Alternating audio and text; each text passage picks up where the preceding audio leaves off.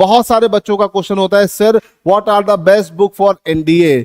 तो हम आज आपके साथ डिस्कस करेंगे कि what are the best books for NDA, है ना। तो देखो, जब भी मैं बात करूंगा तो भाई बेसिक किताब आपको एनसीईआरटी ही पढ़नी है। क्या पढ़नी है? एनसीईआरटी। एनसीईआरटी मतलब सरकारी किताबें होती हैं, और आपका जो एग्जाम है वो भी एक सरकारी एग्जाम है। तो सरकारी एग्जाम में किस किताब से क्वेश्चन पेपर बनता है? एनसीईआरटी से।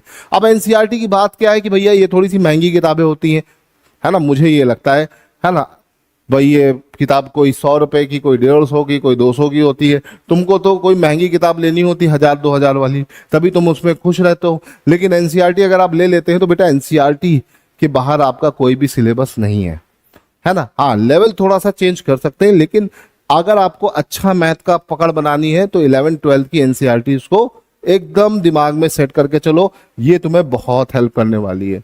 सिमिलरली बच्चा कहता है सर ज्योग्राफी के क्वेश्चन कहां से बनते हैं, तो मैं आपको बोल दूं भैया आपका 11th-12th में कुल मिलाकर 4 ज्योग्राफी की पतली पतली सी किताबें हैं, है ना। अगर आपने ये पढ़ लिया तो आपको क्वेश्चन बन जाएंगे पेपर में।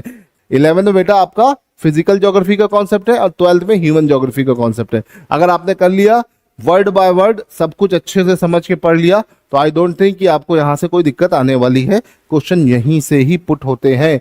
हाँ, एक चीज ध्यान रखिएगा, एनसीईआरटी जब आप बाय करिएगा तो इस केस में आप कोशिश करिएगा कि 2000 न्यू एजुकेशन पॉलिसी से पहले वाली एनसीईआरटी खरीदिए, 2020 से पीछे वाली। इसके पीडीएफ आपको मिल जाएंगे मार्केट में, है ना, ऑनलाइन मिल जाएंगे, कई जगह मिल जाएंगे, क्योंकि जो नई एनसीईआरटी आ रही है उसमें कई सारे चैप्टर गायब कर दिए गए हैं, जिसके चलते वो चीजें पेपर में आती हैं लेकिन आपको एनसीईआरटी में नहीं मिलती है।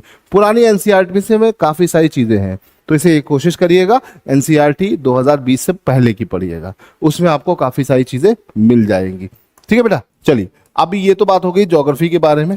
ठीक है, बच्चे का बहुत परेशानी होती है ज्योग्राफी को लेकर, तो मैं बोलता हूँ भाई एनसीईआरटी ही पढ़ो, वही आपका एकमात्र सहारा है। फिर साइंस के लिए 10th, 11th, 12th 3 क्लास की एनसीईआरटी आपको पढ़नी रहेगी, है ना।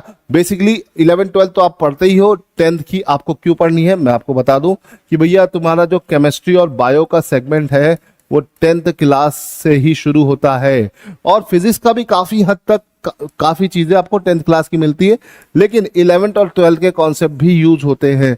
तो आपको 10th, 11th, 12th तीनों क्लास की यहाँ पे एनसीईआरटी को स्टडी करना पड़ेगा। अब देखो कितना सारा पढ़ना पड़ा है, इसलिए ही एनडीए थोड़ा सा मुश्किल हो जाता है। ठीक है,